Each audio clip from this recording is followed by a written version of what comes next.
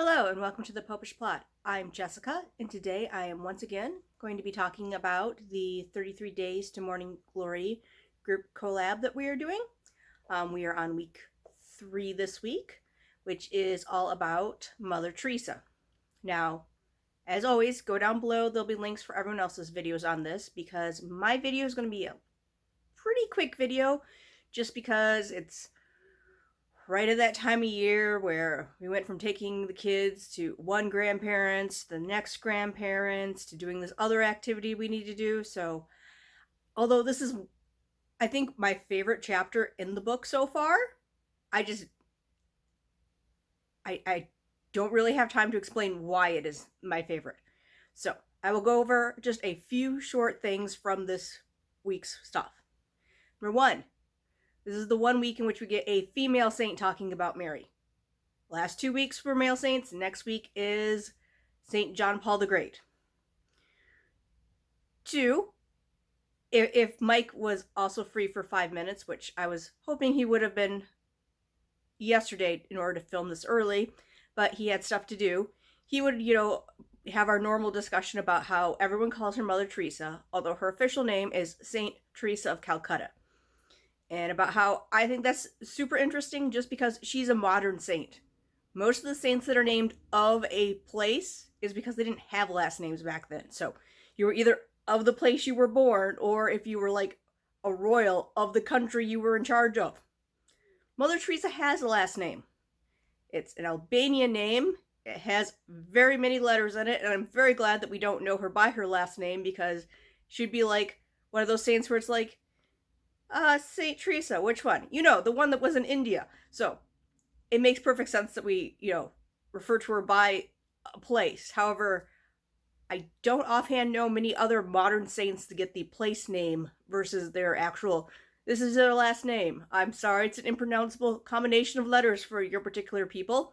In Albania, they probably like, that's a common name. That's like the Smith of Albania. I'm not sure what the Smith of Albania is, but for all I know, that's what her last name was. Along with liking it because it's the first person in the group who is a female, I also liked it because St. Louis de Montfort, his week was on how awesome Mary is. St. Maximilian Kolbe, his week was on how, yes, she's awesome. So if we plan ahead, we can make an entire giant group. And I also have this one deep thought to understand about her.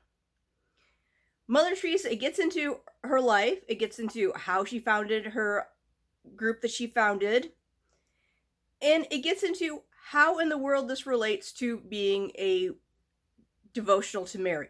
Because even when they're going through the vision itself, he's got to be like, all right, now think about where Mary is in this place. Because for Mother Teresa, it was very much a situation where it wasn't like St. Louis de Montfort, I'm looking to Mary because she's the perfect example of how to be like Christ. It was, I'm looking to Christ, and Mary is there with me as she is the best example for looking to Christ. Which is just something that I connected to more because, again, as we discussed, St. Louis wrote the way people did at his time, and I read it and I go, that just seems like a bit much.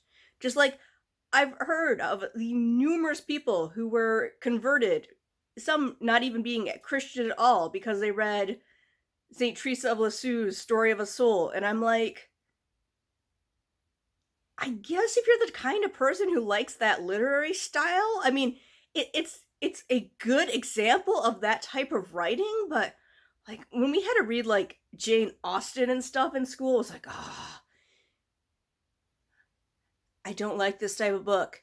Nothing happens in this book, but it's all about how we feel about what happens in this book. And I'm like, in part because it made the test super hard. If you're reading an adventure story, it could be like, what happened in this section? You could be like, this happened. But in this style of literature, it was, what was the author thinking and feeling about this situation? But that's off topic. And again, I have to go and, film this and edit this and then get it out so that I can make sure that the kids have actual real shoes, because they, of course, want to put on flip-flops and never think about the fact that one day you'll have to actually be wearing real shoes. during the time you're there. So go down below, look at everyone else's videos. Hopefully they had some other great insights on this week. Hopefully you're reading along so you can go and point out what things you found were interesting about this week. And as I'm doing this quick with just one hand, I'm not doing the hand motions because I always get them wrong and get them backwards. So until next time, remember to live your faith, love your faith, and share that love.